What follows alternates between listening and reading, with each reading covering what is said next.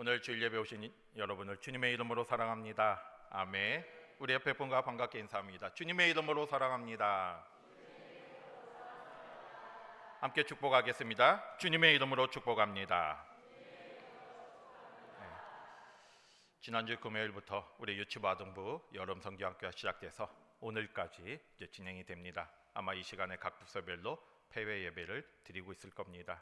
우리 여름 성경학교를 위해서 계속해서 기도해 주시고 또 후원해 주시고 또 여러 가지로 섬겨 주신 모든 분들께 감사를 드립니다. 어제 우리가 이 교회 주차장 마당에서 이제 에어반스를 대여해서 물놀이를 했습니다. 이게 물놀이를 했는데 계속해서 이렇게 날씨를 일주일 전부터 봤는데 계속 뭐가 온다고 했어요? 비가 온다는 예보가 끊이지가 않아가지고 어떻게 하나 했는데 다행스럽게 어제 감사하게도 비가 오지 않았습니다.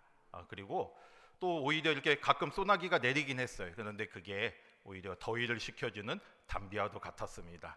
그래서 이제 막 폭우가 내리길래 이제 그 놀이터에서 이제 한 친구에게 물어봤어요. 이렇게 비가 내리는데 괜찮냐? 그랬더니 뭐라고 대답한지 아십니까? 오히려 이게 추억이고 낭만이죠? 이러더라고요.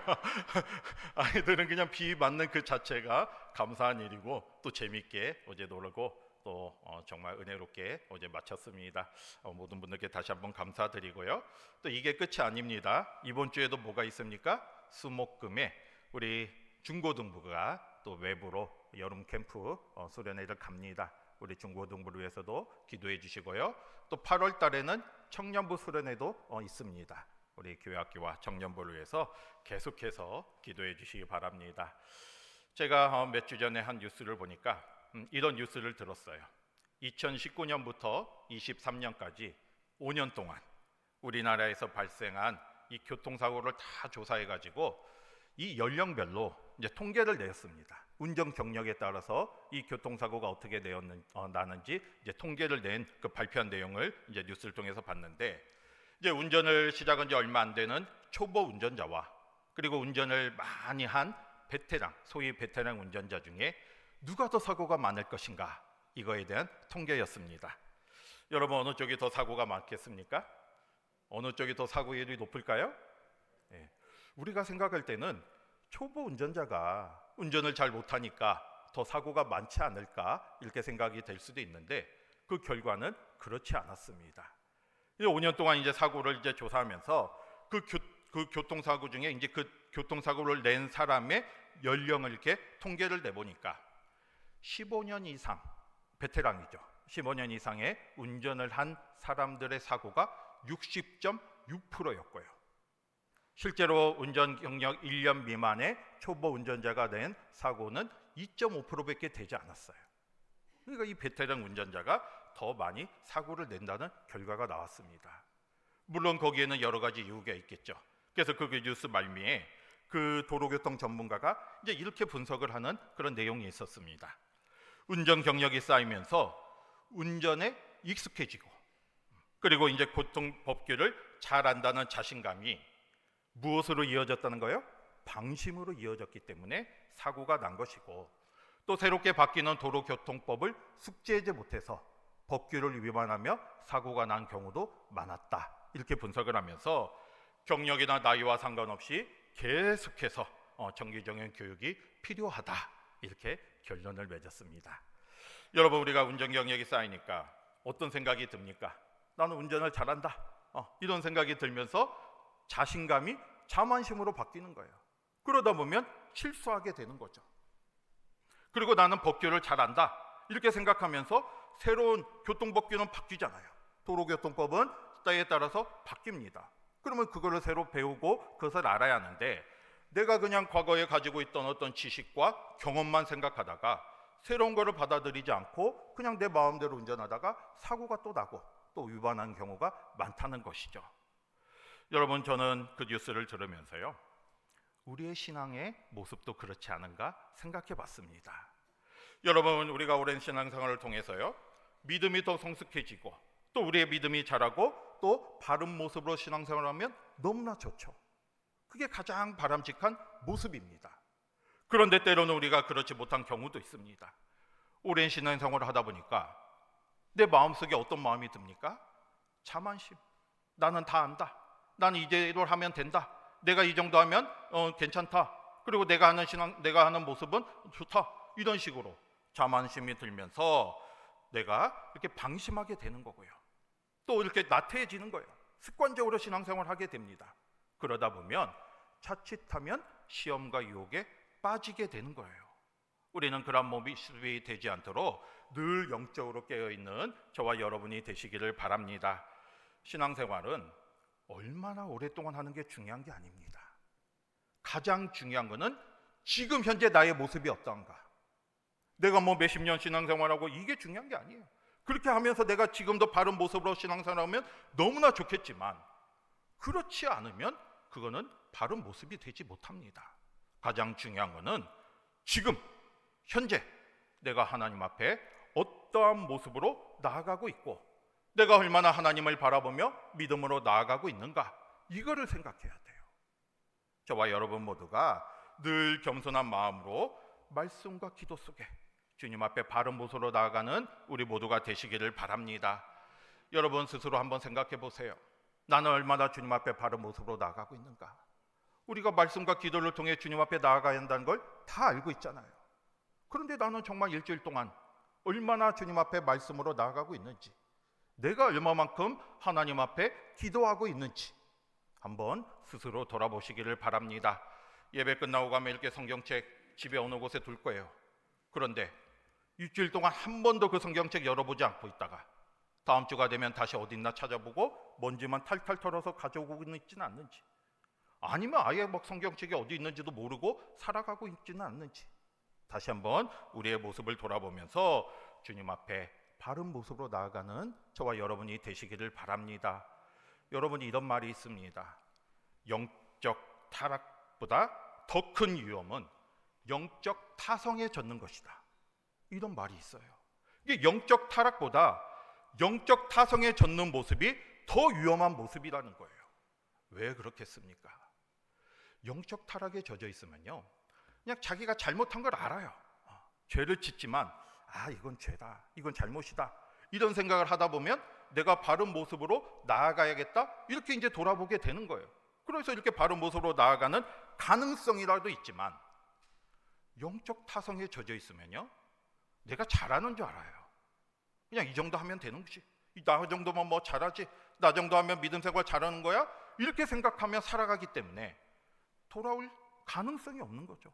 그냥 그 타성에 젖어서 잘못된 모습으로 살아가게 되는 거예요. 여러분, 우리는 영적 타성에 젖지 않도록 늘 하나님의 은혜를 사모하며 믿음으로 나아가기를 바랍니다. 하나님의 은혜는요, 사모하는 자에게 주어져요. 여러분 생각해 보세요. 내가 예수님에 대한 관심도 없고 하나님의 은혜를 바라고자 하는 마음도 없는데 어떻게 거기에 하나님의 은혜가 주어지겠습니까? 하나님의 은혜를 사모하면서 내가 정말로 주님이 주신 은혜를 받아야겠다. 여러분, 다른 사람들이 은혜 받는 모습을 보면 그런 생각 안 드세요? 나도 저 은혜를 경험해야겠다, 나도 믿음 생활하면서 한번 제대로 해봐야겠다, 이런 마음으로 주님 앞에 은혜를 사모하며 열망하며 나오는 자에게 하나님의 은혜가 풍성하게 임하게 될 것입니다. 그 은혜를 사모하면서 또 주님 앞에 바른 모습으로 나아가는 저와 여러분 속에, 그 간절함 속에 하나님의 은혜가 풍성히 임하기를 바랍니다. 오늘 말씀은요, 이 그리스도인들이 어떠한 모습으로 살아가야 하는지를 우리에게 말씀해 주고 있습니다. 여러분, 우리는 예수님을 믿기 이전에는 어둠에 살아가고 있었잖아요. 이제는 예수님을 믿고 빛의 자녀가 되고 하나님의 자녀가 되었습니다. 그러면 마땅히 이제 우리도 하나님의 자녀로서의 그 모습으로 살아가야죠.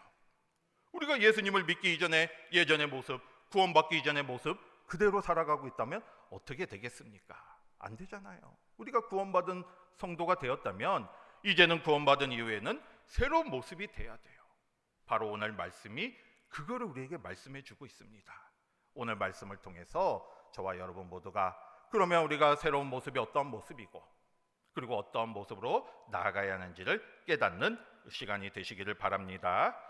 첫 번째로요, 그러면 우리가 변화받기 이전에 예전에는 어떠한 모습이었는가, 어떠한 삶을 살고 있었는가. 여러분 17절 같이 한번 보겠습니다. 17절 같이 볼게요. 시작.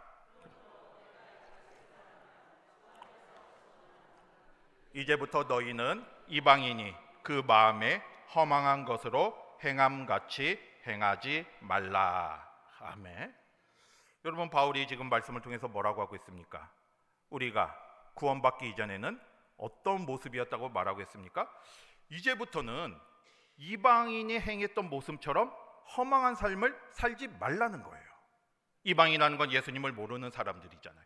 이제부터는 이방인의 모습처럼 허망한 삶을 살지 말라는 것은 우리가 예수님을 믿기 이전에는 어떠한 삶을 살고 있었다는 거예요? 허망한 삶을 살고 있었다는 거죠.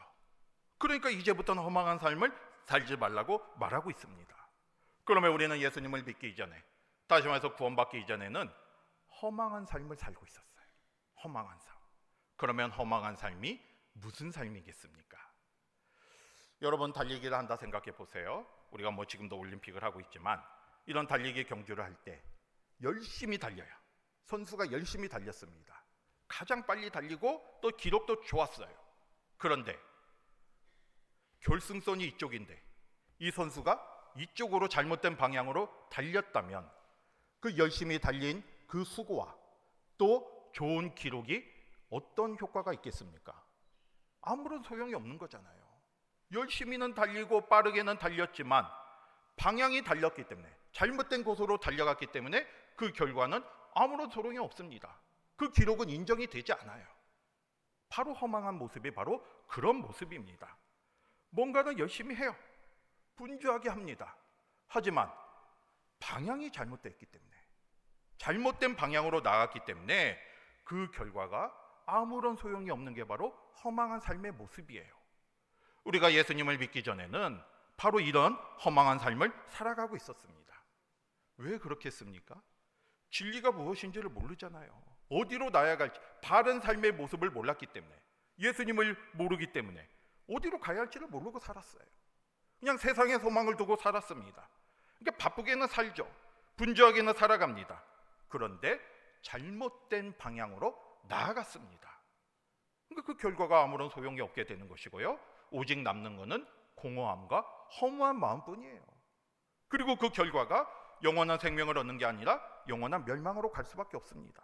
오늘 말씀에도 나오잖아요. 그런 모습 속에 살아가고 있는 것이고요. 바로 예수님을 믿기 이전에는 우리는 이런 모습 속에 허망한 모습으로 살아갔어요. 그 구체적인 모습이 바로 18절, 19절의 모습입니다. 여러분, 18절, 19절, 이 허망한 모습이 어떤 모습인지, 어떤 삶인지 18절, 19절 같이 봅니다. 시작. 그들의 총명이 어두워지고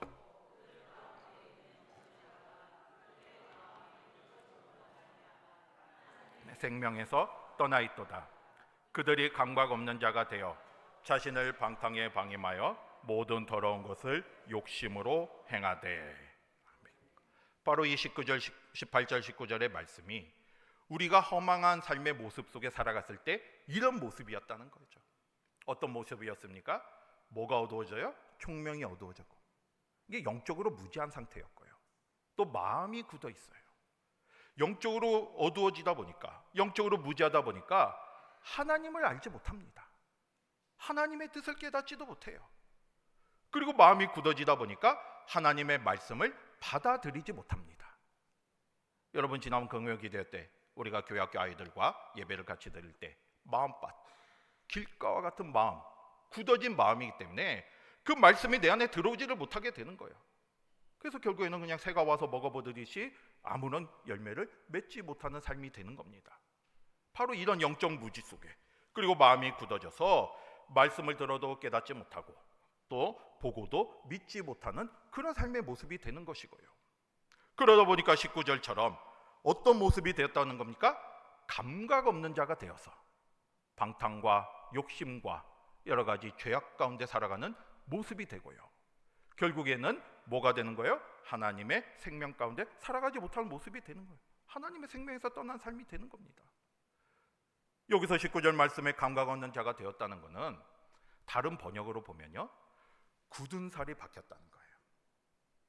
여러분, 처음 기타를 배우면요, 이 손가락 이 줄을 막 이렇게 이제 하다 보면 여기가 엄청 아픕니다. 여기가 아파요. 할 때마다 아픕니다. 그런데 그거를 계속 이겨나가면 결국에 이 손가락에 뭐가 박히게 돼요? 굳은 살이 박혀요. 그러면 그 뒤에는 아프지 않습니다. 그러니까 계속해서 반복적으로 하다 보면 굳은 살이 박히는데 바로 우리 죄도 마찬가지라는 거예요. 감각 없는 자가 된다는 거예요. 처음에는 죄를 지면 양심의 가책을 느끼면서 이게 죄라는 걸 깨닫게 되고 이렇게 살아가면 안 된다는 걸 알게 되지만 계속해서 죄를 짓게 되면 결국에는 내 마음에 뭐가 되는 겁니까? 굳은 살이 박히는 거예요. 굳은 마음이 돼가지고 결국에는 죄가 죄인지도 모르게 되는, 그래서 끝없는 방탕과 욕심에 따라서 더러운 죄 가운데 살아가는 모습이 되는 겁니다. 이게 바로 허망한 삶의 모습이에요. 이게 우리가 예수님을 알기 전에는 이런 모습 속에 살아갔습니다. 여러분 20절에 뭐라고 말하고 있습니까? 오직 너희는 그리스도를 그같이 배우지 아니하였노라. 이게 우리가 정말로 예수님을 알았다면, 정말로 예수님을 온전히 알고 배웠다면 이러한 모습이 되어서는 안 된다는 거예요. 예수님을 그같이 배우지 아니하였다는 거죠. 그러니까 이거를 다시 생각하면 내가 아직도 허망한 모습 속에, 다시 말해서 영적 무지와 이런 죄악 가운데 살아가고 있다면, 그리고 잘못된 모습 속에 살아가고 있다면 나는 예수님을 온전히 배우지 못하기 때문이에요. 온전히 알지 못하기 때문입니다. 예수님을 제대로 안다면, 예수님을 제대로 믿는다면 삶의 변화가 일어나야 돼요. 과거의 모습 속에 살아간다면 나는 예수님을 아는 게 아닙니다. 제대로 믿는 게 아니에요. 나 혼자 생각할 때 내가 믿는다고 하는 것이지 주님 보시기에는 결코 믿는 모습이 아닙니다. 오늘 이 사실을 다시 한번 깨닫고요, 21절 말씀처럼 우리는 언제나 진리이신 예수님에 대해서 듣고 배우고 깨우침을 통해서 그 은혜를 통해 삶의 변화가 일어나야 하는 거죠. 여러분, 우리는 예수님을 모를 때는 이런 허망한 삶으로 살았어요. 예수님을 모르니까 그런 삶을 살았어요. 그런데 이제 우리가 예수님을 알고 예수님의 은혜를 깨달았다면 이제는 그런 삶을 살아가면 안 되는 거죠. 이제는 주님이 원하는 모습으로 살아가야 합니다. 예수님을 알고 예수님을 제대로 배우고 또 예수님의 가르침을 깨우쳤다면 우리의 삶 속에서 삶의 변화가 일어나야 합니다. 100% 일어나야 돼요. 다시 한번 우리의 모습을 돌아보면서 아직도 나는 과거의 허망한 모습 속에 살아가고 있는지, 아직도 나는 잘못된 모습 속에 살아가고 있는지 스스로 돌아보면서 주님 앞에 바른 모습으로 나아가는 저와 여러분이 되시기를 바랍니다. 그 다음에 두 번째 생각해 볼 거는, 그러면 우리는 이제는 어떠한 모습이 되는가? 과거의 허망한 모습을 버리고 이제는 새로운 모습이 된다면 어떠한 모습으로 나아가야겠습니까? 여러분 22절과 23절 같이 한번 보겠습니다. 이제 예수님에 대해서 듣고 배우고 알았잖아요. 내가 예수님을 믿었잖아요. 그러면 어떤 모습이 돼야겠습니까? 22절 23절 볼게요. 시작. 너희는 유혹의 욕심을 따라 썩어져가는 구습을 따르는 옛사람을 벗어버리고 오직 너희의 심령이 새롭게 되어. 아멘. 23절까지 옛사람을 벗어버리라는 거예요. 이제는 우리가 새 사람이 되면 옛사람을 벗어버리고 새로운 모습이 되라는 거예요. 그런데 옛사람은 어떤 모습입니까? 22절에 뭐라고 써요? 썩어져가는 구습을 따르는 옛사람의 모습. 다시 말해서 유혹의 욕심, 썩어져가는 구습, 이게 뭐겠습니까? 아까 말한 허망한 모습이잖아요. 아무런 소용이 없는 그런 모습이 썩어져 간다는, 결국 없어져 간다는 거예요. 아까 우리가 구원받기 이전에 허망한 모습과 똑같은 말이잖아요. 허망한 삶의 모습을 벗어버려야 돼요. 우리가 예수님을 믿었다면 이제는 주님이 원하는 새로운 모습으로 변화를 받아야 합니다. 오늘 23절 말씀처럼 심령이 새로워져야 돼요. 심령. 여러분, 심령이 새로워진다는 건 무슨 말이겠습니까? 여기서 이 심령이라는 것은 물론 육체와 대비되는 영을 말하기도 하지만 그냥 우리의 생각 전체를 말하는 거예요. 우리의 마음 전체가 새로워져야 돼요. 내가 예수님을 알기 전에는 우리는 세상을 향해서 나아갔습니다. 눈에 보이는 세상만을 바라보며 나아갔고 또 세상적인 가치관 속에 살아갔다면 이제는 우리가 마음이 새롭게 되잖아요. 심령이 새롭게 되면 이제는 눈에 보이는 세상뿐만 아니라 뭘 바라봐야 돼요? 하나님 나라를 바라봐야죠. 이제는 세상이 아니라 하나님 나라를 바라보는 것입니다. 세상적인 가치관을 따라 사는 게 아니라 하나님의 말씀을 따라 살아가야 돼요. 이게 바로 심령이 새롭게 되는 삶의 모습이에요. 저와 여러분 모두가 이제 예수님을 믿은 사람답게 심령이 새로워지는 그런 은혜를 받기를 바랍니다. 그런데 여러분, 이 심령이 새로워진다는 것은요, 우리의 힘으로 하는 게 아닙니다. 내가 심령이 새로워져야지, 내가 새롭게 살아야지, 그렇게 해서 살아갈 수 있는 게 아니에요. 하나님이 해주셔야 돼요. 그러니까 우리가 이거를 깨닫고, 나의 마음의 상태를 깨닫고 하나님께 기도하며 나아가야 합니다. 아까 우리 장로님 기도했듯이 우리는 다 연약하고 부족하잖아요. 우리의 힘으로 그런 모습으로 살아갈 수가 없습니다. 그렇기 때문에 우리는 하나님만 바라보면서 하나님의 우리의 마음을 새롭게 해달라고 기도하며 나아가야죠. 그러면 사람의 본성은 변하기가 쉽지 않습니다. 우리의 힘으로 변할 수가 없어요. 하지만 하나님이 나를 깨우쳐 주실 때, 하나님이 나를 만져주실 때 내가 변하게 되는 거예요. 그거를 사모하면서 아직도 변하지 못한 나의 모습이 있다면 하나님 앞에 기도하며 나아가며 하나님의 도우심을 간구해야 합니다. 여러분, 시편 51편 10절 말씀을 보면요, 다윗이 하나님께 무슨 기도를 드렸습니까? 하나님이여 내 속에 정한 마음을 창조하시고 내 안에 정직한 영을 새롭게 하소서라고 기도했어요. 다윗이 왜 이 기도를 드렸겠습니까? 다윗은 평생 하나님을 찬양하며 하나님과 동행하는 삶을 살았어요. 그런데 무슨 죄를 저질렀습니까? 이 시편 51편의 배경이 바로 다윗이 밧세바를 범한 죄, 이게 바로 배경이에요. 자신은 하나님과 동행하며 늘 하나님을 찬양하며 살아간다고 했는데 그 한순간의 유혹을 벗어버리지 못하고 죄에 빠져버리고 말았잖아요. 밧세바를 범했습니다. 그거를 감추기 위해서 밧세바의 남편 우리아를 죽이기까지 했잖아요. 엄청난 죄죠.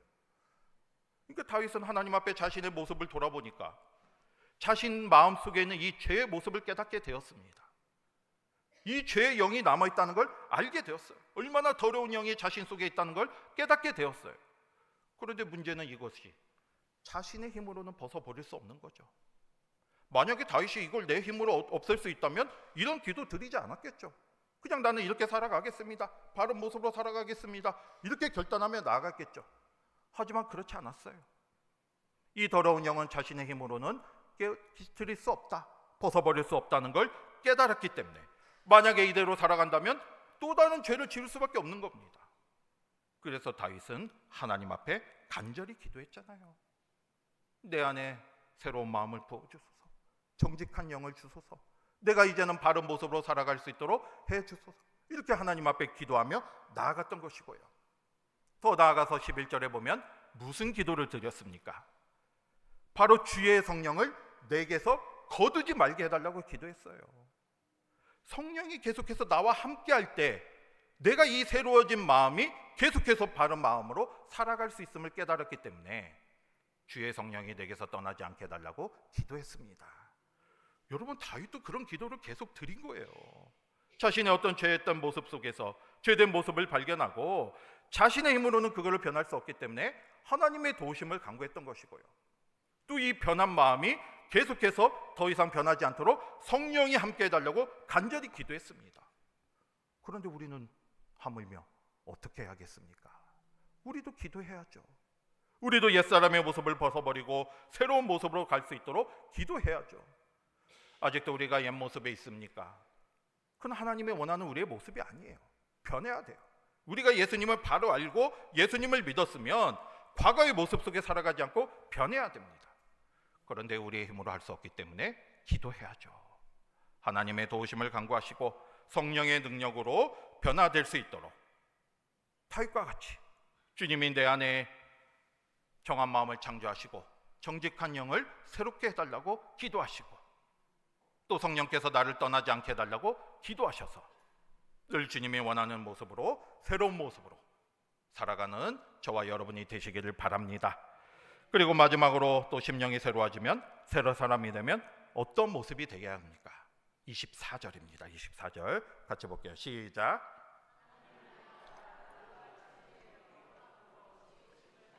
새 사람을 입으라. 아멘. 우리가 이렇게 심령이 새로워지면요, 새 사람이 되는데 이 새 사람의 모습이 어떠한 모습이라고 했습니까?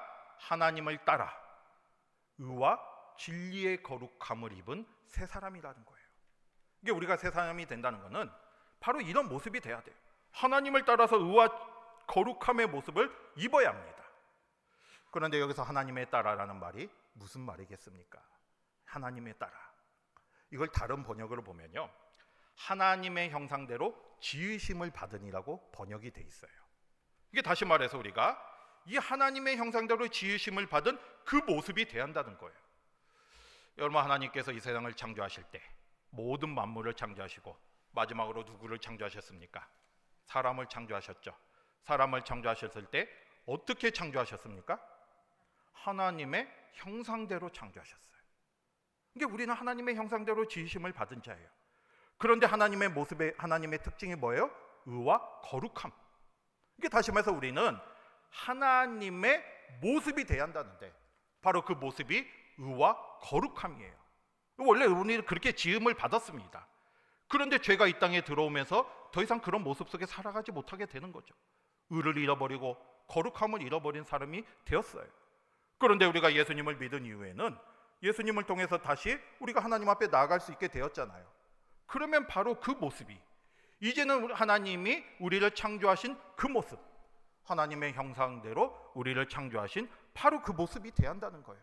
의와 거룩함의 모습이 돼야 돼요. 의는 하나님과의 바른 관계를 말합니다.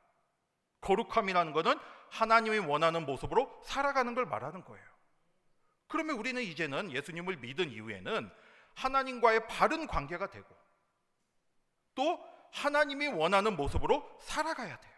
그게 바로 의와 거룩함의 모습으로 살아가는 모습이에요. 저와 여러분이 이런 모습으로 살아가시기를 바랍니다. 그런데 중요한 사실이 있어요. 여러분 24절 말씀에 보면 이 거룩함이라는 말 앞에 무슨 단어가 보이십니까? 진리. 진리로 이런 모습이 돼야 한다는 거예요. 그러면 진리는 뭐겠습니까? 여러분 21절에 보면 진리가 무엇인지 말씀하고 있잖아요. 진리는 예수님이에요. 예수님. 이게 예수님을 통해서 우리가 의와 거룩함의 모습으로 나아가는 게 바로 새 사람의 모습이 되는 겁니다. 우리 거룩한 모습, 그렇지 않으면, 내가 예수님이 아니면 이 의와 거룩함은 가짜가 되는 거예요. 아무리 내가 의로운 척해도, 아무리 거룩한 척해도 예수님이 내 안에 계시지 않으면, 예수님을 통하지 않으면 그런 모습은 거짓된 모습이 되는 거예요.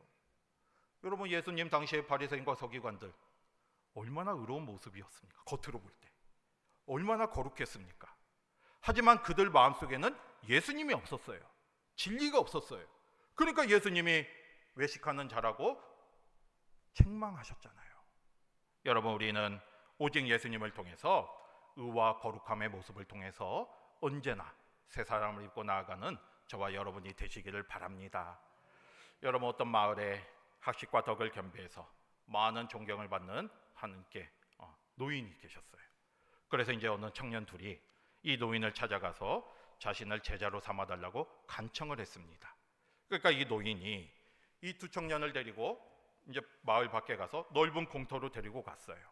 그리고 이렇게 땅을 똑같이 분배를 해주면서 뭐라고 얘기했냐면, 지금부터 너희 둘이 누구의 도움도 받지 말고, 그리고 어떤 도구도 쓰지 말고 자신의 힘으로 이 밭에 있는 잡초를 다 없애라, 이렇게 말하셨습니다. 그래서 6개월 후에 내가 다시 와서 봤을 때 이 잡초가 더 적은 사람이 나의 제자가 될 것이다, 이렇게 이제 이야기를 했습니다. 그래서 이 두 청년은 그 뒤부터 이제 매일매일 이제 자신의 그 공터에 가서 잡초를 뽑는 거예요. 계속 잡초를 뽑아요. 여러분, 잡초 뽑으면 없어지죠? 그런데 또 문제는 뭡니까? 또 생겨요. 조금만 비가 오면 또 생깁니다. 계속해서 자라요. 이게 계속 뽑고 나서 다음날 또 가보면 또 잡초가 자라고 있고요. 물론 조금씩 없어지긴 하겠죠. 그런데 새로운 게 계속 생기는 거예요. 이제 계속 뽑았어요. 6개월이 지났습니다. 이 노인이 이제 한 청년의 밭에 갔어요. 갔더니 이 넓은 공터에 잡초는 많이 없어졌는데 듬성듬성 뭐가 있어요?